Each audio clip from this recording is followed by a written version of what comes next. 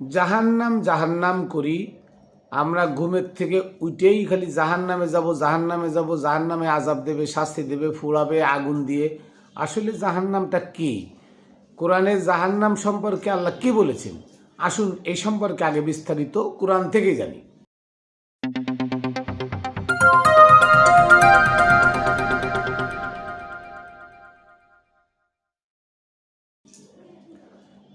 বিসমিল্লাহির রহমানির রহিম। আসসালাতু ওয়াসসালামু আলা সাইয়্যিদিল মুরসালিন ওয়া আলিহি আজমাইন। প্রিয় বন্ধুরা, দেশে দূরে যারা যেখানে আছেন সকলকে জানাই খাতুনে জান্নাত টিভি ইউটিউব চ্যানেল ও ফেসবুক পেজের পক্ষ থেকে আমি অধম মাইনুল কবির শুভেচ্ছা ও অভিনন্দন। সর্বপ্রথম আমি আমার সালাম ও কদম বসি প্রেরণ করি পাক পাঞ্জাতনের পাক দরবারে, সমস্ত অলিয়া উলিয়া গাউস কুতুব আবদাল তাদের পাক দরবারে পাক চরণে। আমার দাদা গুরু হজরতে মোতালেব শাহ রহমতুল্লাহ আলাইয়ের পাক রওজাই এবং আমার গুরু হজরত মানিক চাঁদ শাহ মাদ্দাজিল্লাহুল আলিয়া তার পাক চরণে। আসলে জাহান্নাম কি? জাহান্নাম অর্থ কি? জাহান্নাম অর্থ হলো যন্ত্রণাদায়ক মুহূর্ত, যন্ত্রণাদায়ক সময়। এটা পার্থিব, শারীরিক এবং মানসিক। কি? পার্থিব, শারীরিক এবং মানসিক, মানে জাগতিক। এবার মানসিক, শারীরিক জাহান্নাম হলো রোগ পীড়া বালা মুসিবত দিয়ে মানুষকে অসহায় করে রাখা যন্ত্রণাদায়ক একটা শাস্তি, এটার নাম একটা জাহান্নাম। মানসিক যন্ত্রণা যেমন অভাব অনটন, বাসায় আসলে বউর অত্যাচার, ছেলে মেয়ের অত্যাচার, আত্মীয় স্বজনের অত্যাচার, সবসময় জর্জরিত হয়ে যা, এটা মানসিক নির্যাতন, এক প্রকার মানসিক জাহান্নাম এটাকে বলে। পার্থিব আরেকটা জাহান্নাম আছে, আপনি বউ ছেলে মেয়ের অত্যাচারে পড়ে মন মেজাজ ভালো না, একজনের লাগে গ্যাঞ্জাম বাধায় মারলেন, একটা বাড়ি মরে গেল, ধরে নিয়ে আপনাকে দিল কই? জেলখানায়। এই জেলখানায় জাগতিক আরেকটা জাহান্নাম। এমন জাহান্নাম মানে যন্ত্রণাদায়ক মুহূর্ত, যন্ত্রণাদায়ক সময়, একে বলে জাহান্নাম। আসুন এই সম্পর্কে কোরআন থেকে আমরা জানি যে জাহান্নাম আসলে কোরআনে জাহান্নাম কাকে বলে। সূরা নাবার 21 নম্বর আয়াত থেকে আমি জাহান্নাম দেখাই। 21 নম্বর আয়াতে দেখেন জাহান্নাম কাকে বলে। জাহান্নাম কাকে বলে? আল্লাহ বলতেছে ইন্না জাহান্নামা কানাত মিরসাদা। স্পষ্ট কথা, ইন্না জাহান্নামা কানাত মিরসাদা। জাহান্নাম হলো একটা ফাঁদ, একটা গোপন ফাঁদের নাম জাহান্নাম, গোপন মুহূর্তের নাম জাহান্নাম, একটা গোপন যন্ত্রণাদায়ক স্থানের নাম জাহান্নাম। তাই আল্লাহ বলছে ইন্না জাহান্নামা কানাত মিরসাদা। এবার এরপরে বলছে লিত্তাগীনা মাআবা। কাদের জন্য? সীমা লঙ্ঘনকারীদের জন্য। মাআবা, প্রত্যাবর্তন। সীমা লঙ্ঘনকারীদের জন্য প্রত্যাবর্তন। প্রত্যাবর্তন মানে এক স্থান থেকে অন্য স্থানে, যেটাকে বলা হয় পুনর্জন্ম। যেটাকে কি বলা হয়? পুনর্জন্ম। এক স্থান থেকে অন্য স্থানে প্রত্যাবর্তনের নাম হলো জাহান্নাম। কাদের জন্য? লিত্তাগীনা মানে সীমা লঙ্ঘনকারীদের জন্য, যারা সীমা লঙ্ঘন করে। কিসের সীমা লঙ্ঘন করে? আল্লাহর যে সীমা আছে, আল্লাহ বলছে তুমি ইবাদত করো এভাবে, আর সে ইবাদত এভাবে না করলে করলো তার বিপক্ষে। এই যে আল্লাহর যে ইবাদত আল্লাহ করতে বলছে একভাবে, আর সে করলো ভিন্নভাবে, তার মানে এটা আল্লাহর সীমা লঙ্ঘন করছে। আল্লাহ বলছে রাসূলের আনুগত্য করো, সে বলল রাসূল মানি না, আমি আল্লাহ তোমার আনুগত্য করব। তাহলে আল্লাহর হুকুম অমান্য করে সে ডাইরেক্ট কি করলো? রাসূলের আনুগত্য না করে আল্লাহর আনুগত্য করলো। যেমন কেরা লিত্তাগীনা মাআবার ভিতরে আজাজিল শয়তান। আল্লাহ বললো সবাই রে যে আদমরে সেজদা করো, আজাজিল কইলো আমি আদমরে দেবো না সেজদা, আমি তোমার সেজদা দেবো।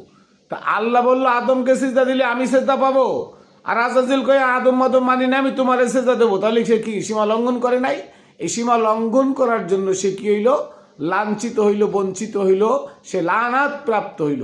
এইটাকে বলা হয় জাহান্নাম। তাহলে বলছে লিত্তাগীনা মাআবা, সীমা লঙ্ঘনকারী যারা, তাদের জন্য প্রত্যাবর্তন, তার মানে পুনর্জন্ম। তারপরে বলছে দেখেন লাবিসিনা ফিহা আহকাবা, সেখানে তারা যুগ যুগ ধরে অবস্থান করবে। লাবিসিনা ফিহা আহকাবা, জাহান্নামীরা সেখানে যুগ যুগ ধরে অবস্থান করবে। কোথায়? যেখানে তাদেরকে প্রত্যাবর্তন করানো হবে। জাহান্নামীদেরকে এক স্থান থেকে অন্য স্থানে প্রত্যাবর্তন করানো হবে, সেখানে তারা যুগ যুগ ধরে অবস্থান করবে। তাহলে কি করবে?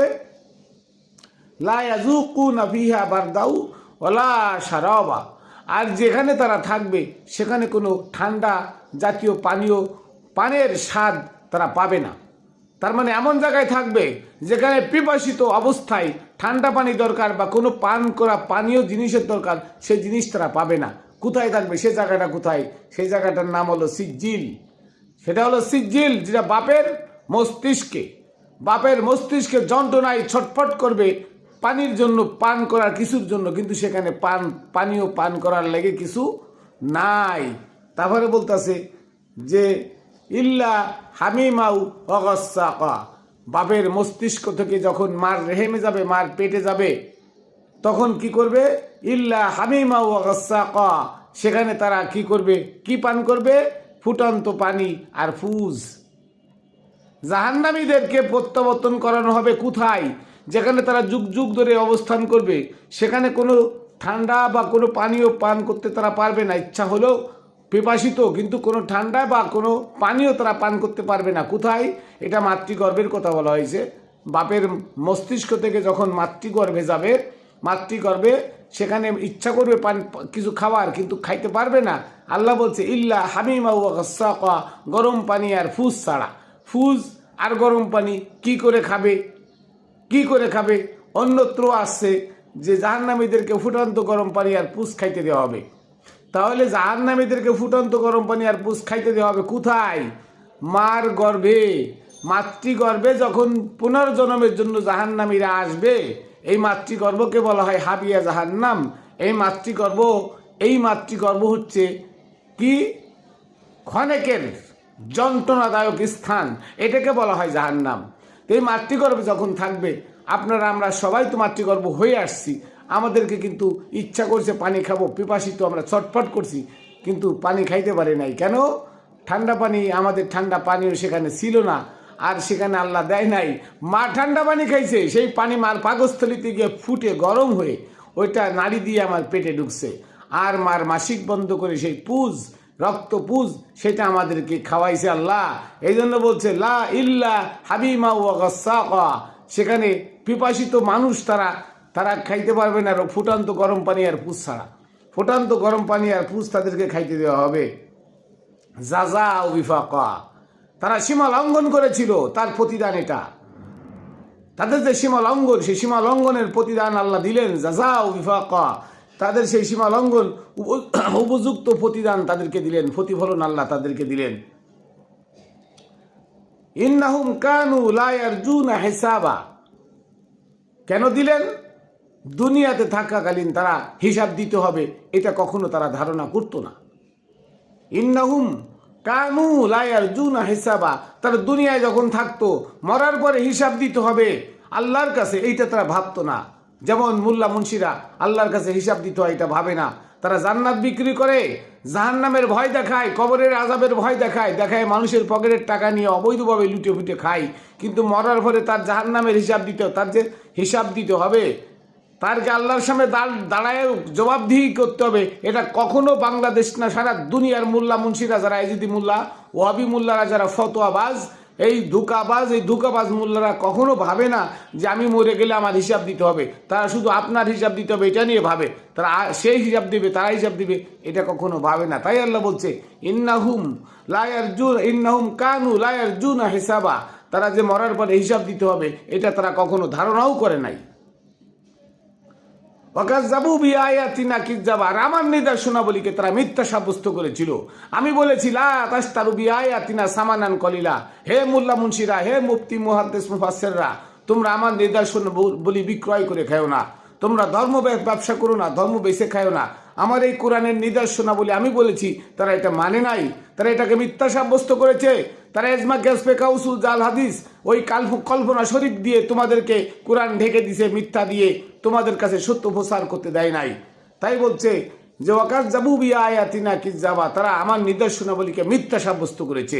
আমি বলেছি ধর্ম ব্যবসা করা যাবে না, আর তারা বলছে ধর্ম ব্যবসা করতে হবে অল্প টাকা না বেশি টাকা নিয়ে। যেমন ইনায়েতুল্লাহ আব্বাসী, সে বলেছে আল্লাহ বলছে লা তাশতারু বিয়া আয়াতিনা সামানান কলিলা, আল্লাহ কইছে অল্প টাকায় ধর্ম মানে তোমরা তাবিজ তুবিজ বেছো না, অল্প টাকায় চাকরি করে আমাদের অনেক টাকা দিতে হবে। নাউজুবিল্লাহ, আল্লাহ বলছেন ধর্ম ব্যবসা করা যাবে না। সারা দুনিয়া আমার কাছে তুচ্ছ, সারা দুনিয়া আমার কাছে সামান্য, আল্লাহ এই জন্য এই কথাটা বলছে। আর ইনায়েতুল্লাহ আব্বাসী বলে অল্প টাকায় বেচা যাবে না, মসজিদের চাকরি করলে তাকে 50,000 টাকা বেতন দিতে হবে, ওয়াজে মঞ্চে নিলে তাকে 3 লাখ টাকা দিতে হবে। কোথায় পাইলে এটা? ধর্ম ব্যবসা বেঁচে খাওয়া, ধর্ম বেঁচে খাওয়া কোথায় যায়? তাই বলছে ওয়াকাজ জাবুবি আয়াতিনা কিযাবা, যারা আমার নিদর্শনাবলীকে, আমার দেওয়া বিধানকে মিথ্যা সাব্যস্ত করেছিল। তারপরে ওয়াকুল্লা শাইইন আহসাইনাহু কিতাবা, আর তারা বলবে যে আল্লাহ এটা আমি করি না, এটা আমি করি না, এটা বলি না, এটা করতে বলি না, এটা বলবে না। আল্লাহ বলছে তাদের প্রত্যেকটা কর্মফল আমি গুনে গুনে হিসাব করে লিপিবদ্ধ করে রাখছি। ওয়াকুল্লা শাইইন আহসাইনাহু কিতাবা, কিতাবা মানে লিখিত আকারে, তাদের প্রত্যেকটা কর্মফল আমি লিখিত আকারে লিখে রাখছি, তারা যেন অস্বীকার করতে না পারে। তাই বলছে ওয়াকুল্লা শাইইন আহসাইনাহু কিতাবা, আর তাদের সব কিছুই আমি লিখিতভাবে সংরক্ষণ করে রাখছি। কে বলছে? আল্লাহ বলছে। তারপরে বলছে ফাজুকু ফালান নাজিদাকুম ইল্লা আযাবা, ফাজুকু ফালান নাজিদাকুম ইল্লা আযাবা। আল্লাহ বলছে এখন বোঝো আমি তোমাদের উপরে জাহান্নামের আযাব আরো বেশি করে দিলাম। তার মানে মা ঠিক মতো পানি খাইতে পারবে না, মা ঠিক মতো বিশ্রাম নিতে পারবে না, মার শারীরিক নির্যাতন হবে, মানসিক নির্যাতন হবে। তার মানে মা যত কষ্ট পাবে তার পেটের বাচ্চা আরও কষ্ট পাবে। তাহলে কি হলো? তাহলে বোঝা গেল যে সীমা লঙ্ঘনকারীদের জন্য প্রত্যাবর্তন হলো জাহান্নাম। আর যে জাহান্নামে রক্তপুজ ফুটান্ত গরম পানি ছাড়া ইচ্ছা করলে তারা কোনো পানীয় পান করতে পারবে না, সে জাহান্নামটা কোথায়? সেটা মাতৃগর্ভ। সূরা কারিয়ার 8 এবং 9 নম্বর আয়াত, ফাআম্মা মান খাফফাত মাওয়াজিনুহু ফাউম্মুহু হাবিয়া। যার মিজানের পাল্লা হালকা হবে মৃত্যুর সময়, যার আমল নামা হালকা হবে, যে খারাপ কাজ করেছে, ভালো কাজ করে নাই, ভালো কাজের আহ্বানে সাড়া দেয় নাই, তাগুতের আহ্বানে সাড়া দিয়েছে, মোল্লা মুন্সির কথায় মসজিদে গিয়ে নামাজ পড়েছে, তাবলিগ করেছে, তাবলিগের মাঠে যে মারামারি করে মানুষ হত্যা করেছে, জঙ্গিবনা করেছে, মব সৃষ্টি করে মানুষের কাছে মাথায় বাড়ি মেরে সুফিবাদের লোকজনকে হত্যা করেছে, এই মব সন্ত্রাসী যারা আছে তারা হচ্ছে তাগুদের অনুসারী। এই সমস্ত লোকদেরকে আল্লাহ কি করবেন? মৃত্যুর সময় তার আমলনামা বাম হাতে দিবেন। আর এই বাম হাতে আমলনামা পাইলে তারা ছটফট করবে, আজরাইলের সেই বিকট চেহারা দেখে তারা লাফাইতে থাকবে, চিল্লাতে থাকবে। এই লোকগুলোরে আবার পুনর্জন্মে তার মাতৃগর্ভে পাঠানো হবে। ওইটা বলছে আম্মা মান খাফফাত মাওয়াজিনহু, যার মিজানের পাল্লা, মাওয়াজিন মানে মিজানের পাল্লা, মাপার পাল্লা যার হালকা হবে, খপ্পাত হালকা হবে, তাকে কি হবে? ফাউম্মুহু হাবিয়া, তার মা হবে জ্বলন্ত অগ্নিকুণ্ড। হাবিয়া মানে জ্বলন্ত অগ্নিকুণ্ড। তার মানে এই মার পেটটাকে বলা হয় হাবিয়া জাহান্নাম। এই জ্বলন্ত অগ্নিকুণ্ডে তাকে আবার প্রত্যাবর্তন করাবে, মানে তাকে পুনর্জন্মে পাঠানো হবে। এই জন্য লিপ্ত আগিনামা আবা, সীমা লঙ্ঘনকারীদের জন্য প্রত্যাবর্তন। কোন প্রত্যাবর্তন? মাতৃগর্ভে আবার পাঠানো হবে। এই প্রত্যাবর্তনের কথা বলা হয়েছে কোরআনে। তাহলে জাহান্নাম হচ্ছে ক্ষণিকের যন্ত্রণাদায়ক সময়, ক্ষণিকের যন্ত্রণাদায়ক সময়, এই সময়টাকে বলা হয় জাহান্নাম। জাহান্নাম কোনো আগুন দিয়ে জ্বালানো ঘর বাড়ির মতো না, বা জাহান্নাম কোনো আগুন দিয়ে জ্বালায় সেখানে পোড়ায় মারবে মরার পরে, এইটা না। একটা মানুষ পাপ করে যখন মারা যাবে তাকে আবার প্রত্যাবর্তন করানো হবে, মাতৃগর্ভে পুনর্জন্মে পাঠানো হবে। এই পুনর্জন্মে আসবে এই ক্ষণিকের সময়, এই ক্ষণিক সময় যে নির্যাতন নিষ্পীড়ন বা এই ক্ষণিক সময় যে যন্ত্রণাদায়ক সময়। ইন্না জাহান্নামা কানাত মিরসাদা, জাহান্নাম হচ্ছে একটা গোপন ফাঁদ। তার মানে লিপ্ত আগিনামা আবা, সীমা লঙ্ঘনকারীদের জন্য প্রত্যাবর্তন। তার মানে জাহান্নাম একটা ফাঁদ, জাহান্নাম আর কিছু না।